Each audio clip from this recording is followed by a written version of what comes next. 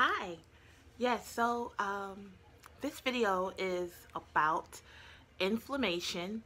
One of my subscribers wanted to learn information on how to deal with inflammation. So if you don't know what inflammation is, I'm just going to go and I'm going to explain it to you in its simplest form. It's basically a condition that can be painful, that can prevent you from healing, and it causes a lot of, hi, Miss Angie and Miss Milkshake. um, it causes a lot of disease. So what are some diseases that inflammation causes? Diabetes, type 2 diabetes, regular diabetes, lupus, endometriosis, PCOS, cancer. Pretty much any disease out there, inflammation is the cause. It took me a long time to develop this knowledge because I have a few of those. I have PCOS.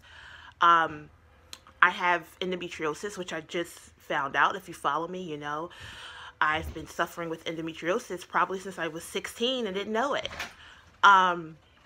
So I had to do a lot of research on ways to deal with a lot of these things naturally, because I don't believe in really having to take a lot of medication, because some medications also causes inflammation. And I have to say, guys, if you really like this information, please check out that super chat button. Super chat me. It doesn't matter how much.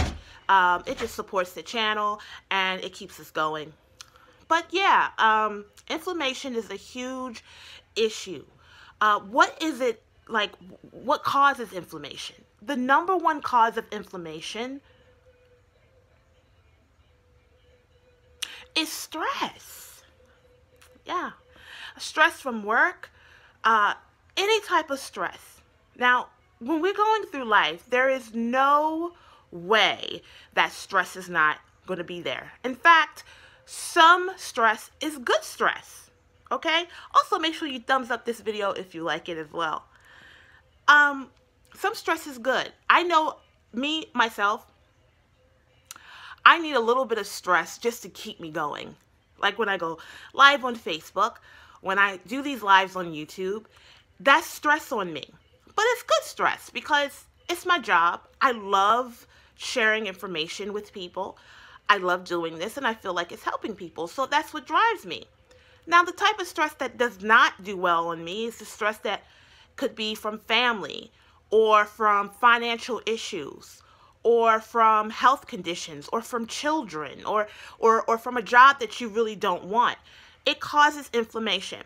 I have a few people in my family that after very stressful issues, they became sick with cancer. Okay? And that is like the big C. I really very rarely, when I first started doing these videos, I didn't really want to say the word because I thought it was contagious. I thought that I just don't want to say this word, but it is a huge issue. It's taken people, out very soon. People in my family has had it. Some have beat it, some have not. Some have beat it, it came back, and then they died. But yeah, cancer is a big, huge situation that happens to people when they're overly stressed. You'd be surprised. When you're stressed, you won't eat. You won't think correctly. Usually when we're stressed, we'll drink. We'll do things we have no business doing. You can't sleep. All of these things heals the body. Sleep, eating well, thinking well, being able to breathe. When you're under stressful conditions, one thing you stop doing is you stop breathing correctly. Sometimes, yeah, we're alive sometimes, but sometimes we're not effectively breathing because cancer can't really thrive. Thrive means live. Cancer can't really live in a in a very well oxygenated place. So if you notice, a lot of people do yoga. A lot of us don't do yoga though. A lot of other people do yoga. But yoga is not just about making splits and doing all these obnoxious poses. It's really about breathing and breath control. I have high blood pressure. You have to follow me, guys, because literally I don't write this thing. I just freestyle. This is freestyle knowledge. Somebody type that up. Freestyle knowledge. Yes. So yeah, I have high blood pressure, and to calm myself down, I breathe. You know? So sometimes I'm like, I feel my heart rate. Anxiety. A lot of my people in my community have anxiety. Anxiety comes from not being able to effectively breathe. Okay? So when you're not able to breathe, when you're not able to sleep, when you're not able to sleep, you are going to get things like high blood pressure, tachycardia, which is, you know, your heart rate being very, very high. It's because you don't breathe. So when you don't breathe, you don't sleep, you don't eat well, what's going to happen? Disease is going to settle in the body. Make sure you thumbs up this video before you leave. But yeah, disease is going to go in your body. It's going to thrive there. So diabetes is so serious, guys, because it leads to a lot of bad diseases, and it can ultimately lead to cancer. How does it do that? If I ask a lot of women, because I do research, I have a lot of people I talk to who had cancer, and they're diabetics. Some of them knew, some of them didn't know. Sugar, in and of itself, helps bacteria to grow, helps disease to grow, helps inflammation. That's why when I first started knowing that I had diabetes, I just cut sugar out. I cut processed sugar out. So when I say sugar, I don't mean fruit. I mean processed sugar, like white sugar and things like that. I had to cut that out. And then also, hi, Miss Janita. It also, when you have high sugar, it's going to cause all other things. You're not going to be able to sleep. Not going to be able to eat well. When your sugar's high, usually you don't eat well. You go long days without eating. So it's going to cause inflammation, tension. It's going to cause things to not be right in your body. It's going to cause you not to be able to live a life of health. Health is really wealth. Okay? Your health is your wealth. If you're not healthy, it doesn't matter how much money you have in the bank, you're not going to be successful in your life. So inflammation is really serious. I think people have this thing called fibromyalgia. It sounds like inflammation. Some diseases sounds like it hurts when, you have your bad days. Like even with diabetes, I have good days and I have bad days. But my good days outweigh my bad days now. Why? Because I keep my stress level. Once you get that diagnosis of lupus, once you get that diagnosis of type 2 diabetes, once you get that diagnosis of cancer, one thing you have to cut out, people, is stress. That's one thing you have to do. So stress is a lot of emotional problems, right? Stress also comes from the foods that we eat. So if you're eating a lot of fried foods, first and foremost, fried foods are bad for your liver. Your liver is your regeneration organ. If your liver is not working correctly, your liver is not going to be able to do what it's supposed to do, which is detox. Detoxification of the body keeps you from having disease. And if it keeps you from having disease, it also keeps you from what? Inflammation. How do you know you're having inflammation at this point? Well, first and foremost, if you're having inflammation, more than likely, you're having pain. Pain means inflammation of any kind. Whether you're cramping, whether you have issues like you got in a car accident and you have shoulder issues, you're inflamed. Okay? That's what it is. If you have any questions, go ahead and you can actually type them out. My aunt has fibromyalgia and she says it hurts. Yes, fibromyalgia, it just sounds like it hurts. It just comes from inflammation. Lupus. People with lupus, they have good days, they have bad days. The bad days consist of swelling, fluid retention, all kinds of things, just pain. And then the good days, if you're not having inflammation, it's almost like you can live your life as if you don't even have it. So, you know one thing about this channel. Guys, make sure you thumbs up this video. I'm going to basically give you some natural things that I do to help you from being inflamed. Inflammation long term will cause disease. There's no way around it. And once you have the disease, you're inflamed. There's no going back. There are no cures to any of these diseases that I discussed today.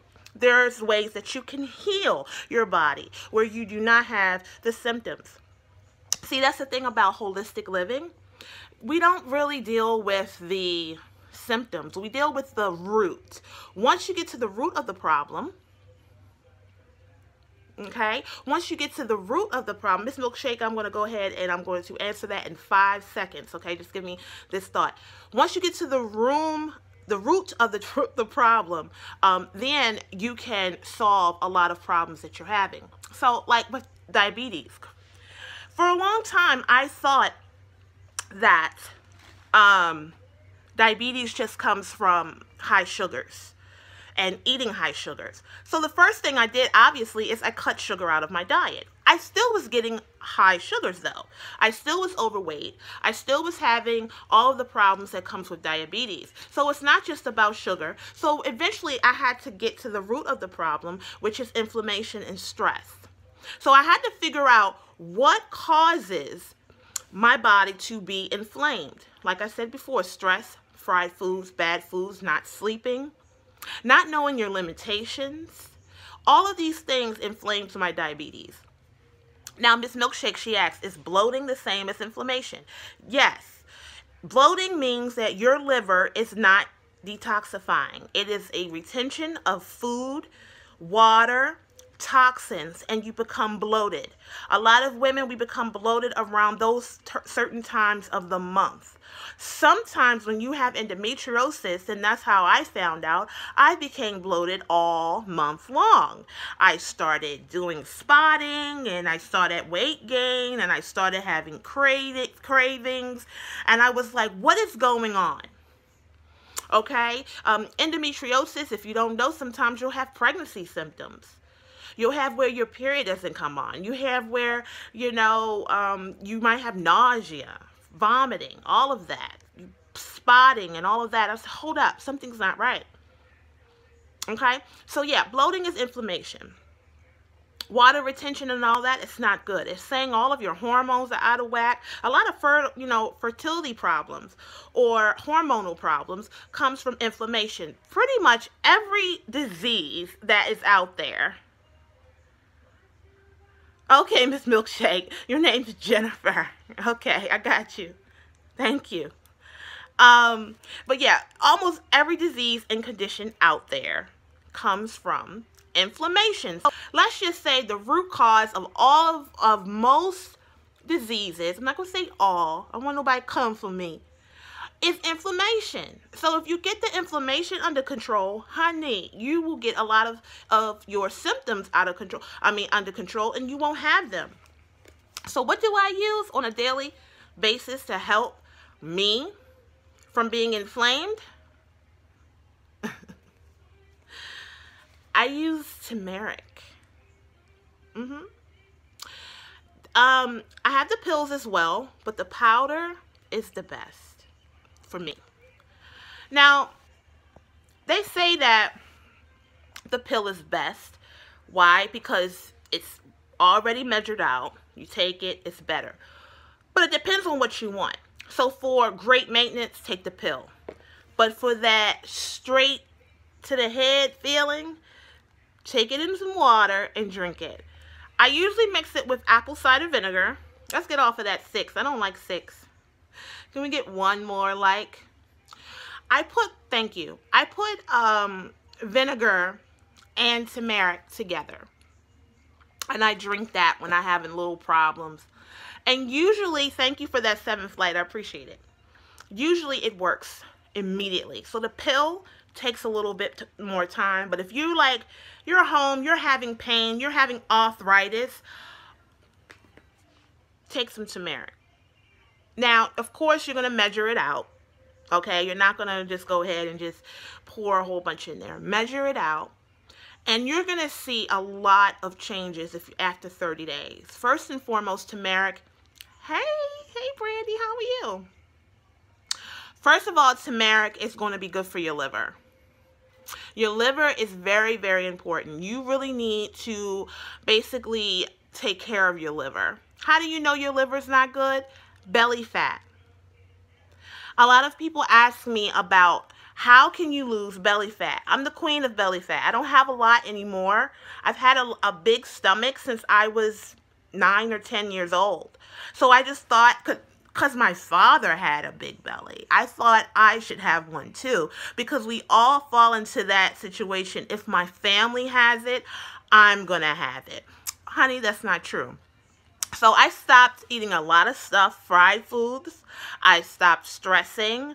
I started exercise, but I'll very rarely talk about exercise to you guys because you can exercise all day, every day, and you'll still be fat.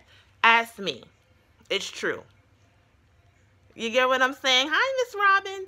Yeah. You get what I'm saying? So exercise, I promote it, but I don't want you guys to exercise and still not do the other things that it's the key to health. I don't want you guys to do that. So I want to keep it real. If you're not, hi, Miss Angie, yes. If you're not a kind of person who is taking herbs like turmeric, if you don't do your apple cider vinegar 3 times a week, yes, get it from an Indian store. Do not get it from a market. I got this from the Indian store. One day, 2 years ago, I literally went into the Indian store and I bought like maybe 7 big things of turmeric. Each one of these is $3.99. You go to a market and try to get turmeric, you're talking about $10 for a little bit. But yeah, that's the big issue with belly fat. Belly fat says that your liver is not working. So that's why I suggest to you guys to get the turmeric because it's great for your liver. Once you start to get your liver, hi, Miss Alice, once you get your liver underway, you will see, and when I say underway, meaning once you get your liver under control where it's healthy again, your belly fat is going to go away. It's going to go away. I'm not saying you're going to have a brick house stomach because if you want abs, see, flat stomach and abs are 2 different things. Yeah, so a bad liver, like when people say they have cirrhosis of the liver, look at their stomach. More than, it just, like my grandmother, Lord rest her soul, she had hepatitis and her liver failed and her stomach bloated. She had a stomach the size of an 8-month pregnant, and it was firm too. And that's another thing. You get what I'm saying? If it's firm, you really got problems, girl. Your abdomen should not be firm unless you have a baby in there. You know what I mean? Like if you're bloated and it's firm, that's a problem. Your liver is not functioning well. Okay? So you can be living and functioning and all of that, but have a bad liver and you're in trouble. So you want to go ahead and you're welcome, Jennifer. You want to go ahead and make sure you go ahead and get turmeric. For all of my newbies and my beginners, please get the pills. The pills are a little more expensive. So if you watch this channel, I will teach you how to use turmeric. You use this by a teaspoon per a cup of water. It should be yellow. It should look a little bit like orange juice. Okay? And you're just going to go ahead and drink that in the morning. And you can also drink it before you go to bed. So drink it in the morning because your cortisol levels, which is your stress hormones, that's another subject, are very high in the morning. And if you are a person who works beyond 6 p.m. at night, they're high at night. So my cortisol levels were always high. And cortisol levels being high also causes belly fat. So I told you two things. It's usually your liver, and it's always your liver. And then it's your cortisol levels as well. How do you know your cortisol levels are high? You're never hungry. You cannot sleep. You have belly fat. You have high blood pressure. More than likely, your cortisol levels are very, very high. It's a stress hormone. So when you're basically, think about cortisol is basically for us to basically, if someone's chasing us, it is supposed to make us have X-Men, like we're superhuman, for about 5 minutes. Cortisol is good in small, minuscule doses. When you're walking around, you're always having cortisol. That's when the belly fat comes on, because I'm going to tell you why. Cortisol is made for you not to have to do anything, not to be able to drink water. You shouldn't have to drink. It's an emergency level to your body, basically. So when your cortisol levels, you're good. You're not going to be able to eat. You're not going to be able to drink. And you're going to retain body fat. It is to get you through the tough times. But tough times is supposed to be for 5 minutes, not 5 years. So after a while, you'll see your abdomen growing. You're seeing your weight going. You're doing everything in the book, and you're still not losing weight. Your cortisol levels are probably high. So there you go. Guys, make sure we get one more like before I go. I hope this really helped you guys, because somebody was like, girl, I need you to give me some information on some belly fat. Yeah, and you thought it was exercise. No, because exercise also is a stress situation. It's very stressful, but then after your stress, after your exercise, everything is supposed to get down to a good situation. You feel me? So if you are, you see you have a lot of fat on your abdomen, you see you don't have a lot of energy, you see that you have pain, the first thing you need to do is detox. You need to change your diet.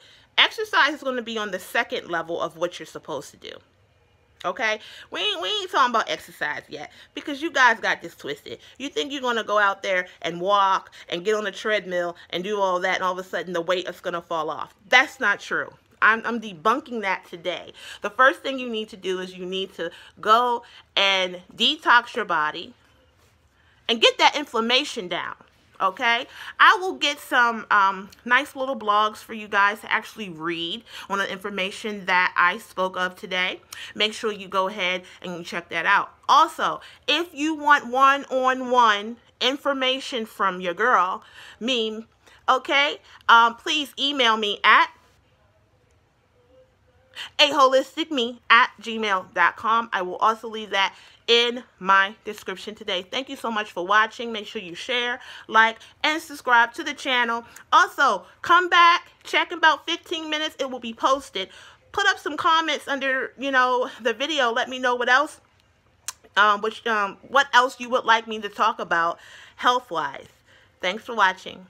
Bye-bye.